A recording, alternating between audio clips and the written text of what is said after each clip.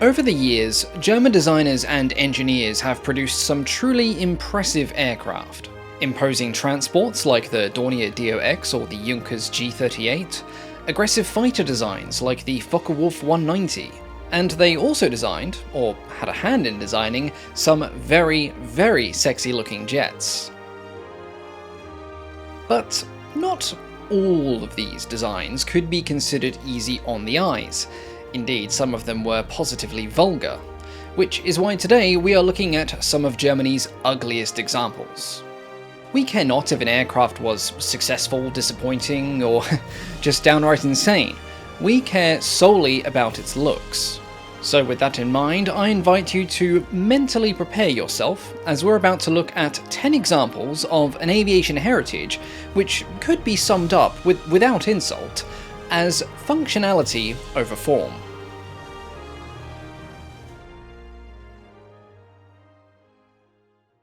Now, speaking of heritage, today's video is made in partnership with MyHeritage, the leading global service for family history research. Now, I was really excited when MyHeritage reached out because I've recently been trying to piece together the puzzle of my own family history. We've got lots of photos and a lot of postcards, but beyond my great-grandparents, we have very little in the way of full names, date of births, addresses, or even just general places of origin.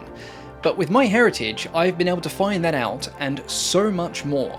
MyHeritage is ridiculously easy to use. You start your family tree by adding yourself and anyone else you know, parents, grandparents, etc., and MyHeritage will then start suggesting people who might be related. It does this by referencing over 19 billion records, yes, billion, birth records, death records, marriages, etc., and it also compares your family tree with the family trees of the other 90 million people that use MyHeritage as well. MyHeritage allowed me to trace my dad's family all the way back to the 1700s, and I'm still digging for more. But the biggest surprise came from my mum's family. There had always been a suspicion that her family might, maybe, possibly have hailed from Germany, but we had never found any evidence of this until now. It showed me a census record from 1861 which confirmed that her great-grandfather, a fur trader, had been born in the Kingdom of Prussia. It was really fascinating. Eventually it allowed me to trace my family line all the way back to the 1500s. But for me, the cherry on top of everything was the fact that I could finally match up various old photos to the correct people on both sides of my family. And MyHeritage even lets you colorize and animate them to really bring these old memories back to life. So to sign up and discover your own family heritage, click on the link in the description below, and in doing so you'll get a 14-day free trial and you'll be able to enjoy all of the amazing features that MyHeritage has to offer. Once again, a big thank you to MyHeritage for sponsoring today's video and solving the mystery of my distant German connections. And speaking of which, let's look at some ugly German aircraft. Coming in 10th place, we have the VFW Fokker 614, which, on the whole, was aesthetically pleasing, with a pair of very odd exceptions.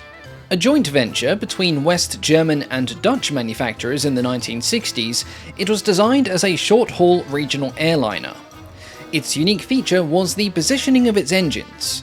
Instead of being on pylons under the wings, or mounted on the tail, they were instead mounted on pylons above the wings. To be honest, it looked like one of those occasions when you almost assembled some flat-pack furniture just right, only to find you'd installed the drawers upside down. But this design choice was not a mistake. It was intended to reduce the risk of foreign objects entering the engines during takeoff and landing, which was a legitimate concern as the aircraft would operate out of smaller airports, which sometimes might not have the best maintained runways in the world. But despite its innovative design and potential for filling a rather niche market, the VFW 614 did not achieve commercial success. Only 19 units were built before production ceased, and almost all of them were pulled from commercial service by the 1980s, with the last operator being the West German Air Force. In 9th place, we have the Focke-Wulf A16, which honestly reminds me of a fat pigeon that's been smushed. Established in 1924, Focke-Wulf would go on to produce some deeply impressive designs over the years. But its first, the A-16, well, it was a bit misproportioned. Designed primarily as a 3 to 4 passenger aircraft, it was a small high-wing cantilever monoplane. Passengers got the luxury of an enclosed cabin and wooden chairs that sometimes had cushions on them, but the pilot was left outside in the elements, sitting in an exposed cockpit above the wing. Unfortunately, the need for an enclosed cabin in such a small design meant that the fuselage was incredibly deep in proportion to its wing size, giving it a thick-set appearance. That being said, the wing wasn't exactly the epitome of sleek refinement either. All of this meant that performance was modest. Its 75 horsepower radial engine allowed a blistering top speed of 135 km per hour, but its cruising speed? Well, that was closer to 100 if it was lucky. Approximately 20 of these chunky machines would eventually be produced, seeing service in the 1920s. Unfortunately, not much is known about these visually challenged aircraft, other than a few crash records, but in 1988, Airbus built a non-flying replica, and today it can be found on display at the Berlin Technology Museum, ready to frighten away unsuspecting tourists. Coming in at number 8, we have the first of several entries that might be a bit controversial, and that is the Blohm & Voss BV-141, an aircraft as asymmetrical as it gets. Designed as a reconnaissance aircraft for the German Luftwaffe in the late 1930s, the BV-141 is one of several designs that has earned Blohm & Voss a particularly strong reputation for interesting appearances when it comes to their aircraft. And yes, I agree. The BV-141 is a really cool machine, and it approached several of the major design challenges of piston-powered aircraft in an innovative way, but when it comes to beauty? Well, it was asymmetrical, the crew was housed in a gondola that would make French bomber designers from the 1930s drool with lust, half the horizontal stabilizer was missing, the wing shape looked like it had been drawn up by an intoxicated draftsman, and looking at it from the front triggers some deeply repressed OCD. But hey, if it works, it works. Despite its confused appearance, the 141 handled surprisingly well, in that it wasn't a flying death trap. But despite its innovative design, the BV-141 never entered mass production, with only a small number of prototypes and pre-production units ever being built. While the aircraft had performed well in tests, and demonstrated surprisingly good handling characteristics, the Luftwaffe ultimately decided to invest in something a bit more conventional, going for the slightly more normal-looking Focke-Wulf 189. Lumbering into 7th place, we have the Messerschmitt 323 Gigant. As its name suggests, the Gigant was a truly massive aircraft, and it was used by the Luftwaffe during the Second World War as a military transport. Earlier in the war, they had operated the Messerschmitt 321 heavy glider, which could carry up to 200 troops or 20 tons of cargo. But towing such a beast presented certain challenges, the biggest of which was its sheer weight. Sometimes they had to use 3 Messerschmitt Bf-110s to tow it into the air, a routine that was as dangerous as it was impractical. But then, somebody had the crystallizing idea to suggest, what if we bolted 6 engines onto it and simply bullied the laws of physics and aerodynamics into complying? The result was the Me-323, a 6-engine monster with a powerful appetite for humans, cars, buses, or even tanks. And oh boy was it frightening to look at. Its sheer size and the boxy, cumbersome design, coupled with 6 engines and a fabric-covered frame, made it look particularly unattractive. It was an excellent workhorse, but a pretty one? Far from it. At a glance, it looked like it shouldn't even fly, and to be honest, sometimes it was a miracle that it did. It was powered by French Nermhorn engines that the Germans had appropriated, and they barely produced 1,000 horsepower in normal conditions. The Me-323 thus had a cruising speed of just 218 km per hour, making it a very easy target for Allied fighters, who could see the Gigant coming from miles away. I mean, just look at it. But, to its credit, the Me-323 did put in a lot of service during the Second World War. Almost 200 of these interesting-looking machines were built, and they were a huge asset to the German Air Force. Zooming in at number 6, we have the Heinkel HE-162 Volksjäger, the People's Fighter. This almost didn't make my list. With its short wings, compact design, and with nose-mounted cannons, it looked quite aggressive, sort of like a Hornet. Except this Hornet had a turbojet engine mounted on its back, and that sort of ruined the whole look. Admittedly, this was done for both ease of maintenance and to keep dirt and gravel from being sucked into the engine, but the visual result was not exactly graceful. Designed and built quickly, and made primarily of wood, as metals were in short supply, the HE-162 was part of World War II Germany's emergency fighter program, aimed at countering the endless Allied bombing campaign. Not only was it meant to be cheap to produce, so cheap that damaged airframes could simply be discarded instead of being repaired, but it was also meant to be easy to fly. Apparently, even cadet glider pilots were expected to handle the HE-162 after a couple of hours of basic training. Right. Entering service in January 1945, it was too late to have any real impact. Additionally, it turned out to be something of a flying coffin, with its late arrival being partly caused by several disastrous accidents involving prototypes. Its small fuel load led to many dangerous forced landings, fires were almost always fatal, and it had the nasty habit of frequently trying to disintegrate during flight. In 5th place, we have the Arado 232 Millipede, a highly innovative design which got its nickname from the multiplicity of wheels underneath its fuselage.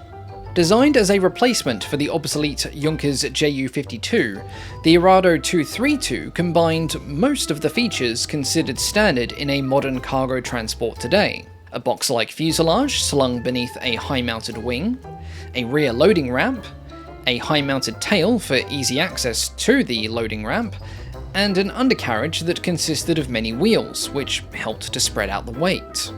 The original plan design was quite different from the one that would eventually take flight. For instance, it was meant to have 2 powerful BMW engines, not 4 underpowered UMOs. And it would be the result that you got when forward thinking was combined with wartime material shortages. Still, the Millipede performed well, outstripping the old Ju-52's performance by a considerable margin, but it was never ordered into mass production, as the Luftwaffe already had enough transports. Of the 20 that were eventually produced, 2 would fall into British hands, thoroughly impressing those who flew it, which included Eric Winkle-Brown. They were then operated as transports between Britain and Germany in the years immediately following World War II, which, with the way it looks, would have made for an interesting sight. In 4th place, just missing out on the top 3, we have the Blohm & Voss BV-138. It was known as the Flying Clog, and, looking at its hull shape, you can understand why. The 138 carried on Blohm & Voss' tradition of trying to build the most outlandish aircraft possible. But, despite looking like a piece of weaponized footwear, the BV-138 was a remarkably successful design. Built for maritime patrol, it was equipped with diesel engines, which was uncommon in aircraft design, but this was done for good reason.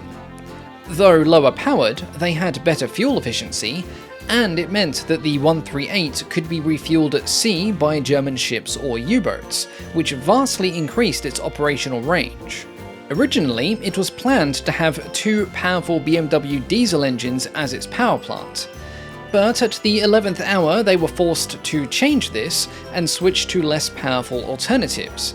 And this resulted in the design team being forced to bolt a 3rd engine onto the central part of the wing, thus spoiling the aircraft's looks.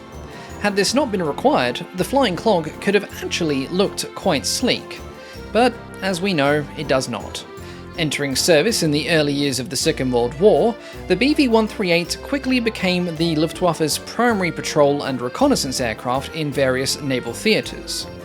It was deployed on all fronts where Germany had a maritime presence, including the North Sea, the Baltic Sea, and the Arctic Ocean, and eventually almost 300 of these maritime oddities were eventually produced. Now, diving into third place, and I just know I'm going to get crucified by some people in the comments for this, we have the Junkers Ju-87 Stuka. Did this aircraft play a critical role in the German Blitzkrieg? Yes. Did it strike fear into its enemies with the haunting sound of its Jericho trumpet? Yes. Did it become the very symbol of Luftwaffe air power in the early stages of the Second World War? Yes. But, and I have to say this, though it was a truly menacing aircraft, it wasn't very pretty, was it? Viewed from any angle, the Ju-87 doesn't exactly produce a clean profile. Its cabin pokes out sharply from the fuselage, its tail surfaces are square-cut and blocky, its wings don't exactly scream aeronautical elegance, and its fixed landing gear made it look cumbersome and outdated. The Stuka was not a looker, and things got even uglier with variants such as the Ju-87G, a tank-busting version with a pair of 37mm cannons bolted under the wings. Aerodynamic beauty, it was not. But I say none of this unkindly. The Ju-87 was a perfect example of function over form, and it worked. The Stuka was a remarkably long-lived design that saw active service from 1936 until the final days of the Second World War. And its looks, though unorthodox, make it one of the most recognisable aircraft in military aviation history. Now, coming in second place, we have a startling example of late war desperation, the Barkham BA-349 Natter. Oh boy, was this aircraft as ugly as it was insane. Where do I begin? Well, this glorified tube was supposed to be a last-ditch wonder weapon for the Luftwaffe. One of many, actually. It was a rocket-powered interceptor that was meant to take off vertically, soar high into the sky, and blast Allied bombers with anti-aircraft rockets that were installed in its nose. A product of desperate times, it was built primarily from wood, and it had simple controls so that new, highly unskilled pilots might have some hope of operating it with a modicum of success. To keep construction simple and costs down, the Natter had no landing gear. After launching and completing his attack, the pilot was expected to glide the aircraft back down to 10,000 feet, open his canopy, release the nose of the aircraft, and then pull a lever that opened a pair of parachutes. Whilst he was still inside, I might add. The reduced inertia would then eject the pilot from his seat, and after a few moments he would then open his own parachute and land safely onto the ground. Yeah, that really does sound safe, doesn't it?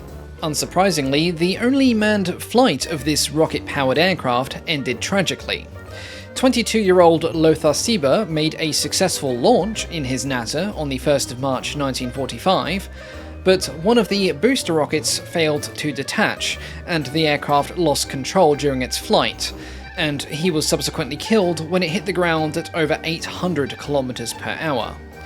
If the Stuka was as ugly as it was successful, the Natter was as ugly as it was dangerous.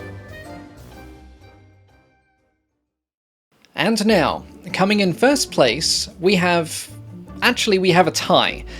I really couldn't decide which was the ugliest of the two, so I'll let you all make this decision for me. We have the Dornier L Delphin and the Junkers Ju-287. The Delphin was one of Claude Dornier's earlier attempts at building a flying boat, and at least 3 versions of this interestingly proportioned design were eventually built. To keep the propeller clear of the water, the engine had to be mounted high.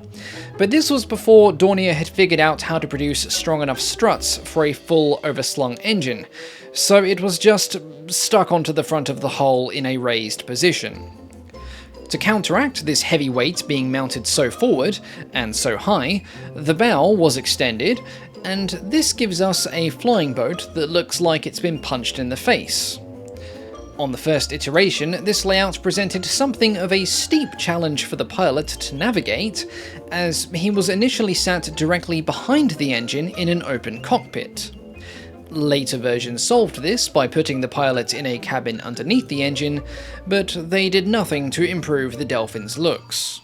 Moving on to the other contender, the Junkers Ju-287, if you were to say, by golly, that looks like an aircraft made from random parts lying around the shop, well, you'd be half right.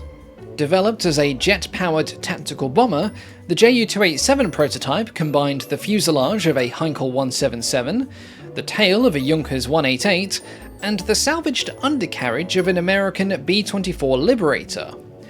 It then had a forward-swept wing installed along with 2 pairs of Junkers turbojets. The result was a true aviation oddity. Now, there were reasons for its madness. The forward-swept wing improved low-speed handling, and allowed a larger bomb bay due to the location of the wing spar. But this design choice also meant that the aircraft couldn't have a retractable undercarriage, as cutting recesses into the wing reduced its torsional stiffness, and it could only support 2 of the 4 engines. Hence why one pair was simply bolted onto the front of the fuselage just behind the nose. Though it did look like the result of beer-fueled kit bashing at 2 AM on a Friday night, this aircraft actually flew without much difficulty, but the chaos of war halted development. Funding was redirected to the Emergency Fighter Program, and although work would restart on the Ju-287 in March of 1945, the prototypes were destroyed before they could be captured, thus ending the briefest career of one of the weirdest and ugliest aircraft to ever fly. But the important question is, which one deserves the top spot?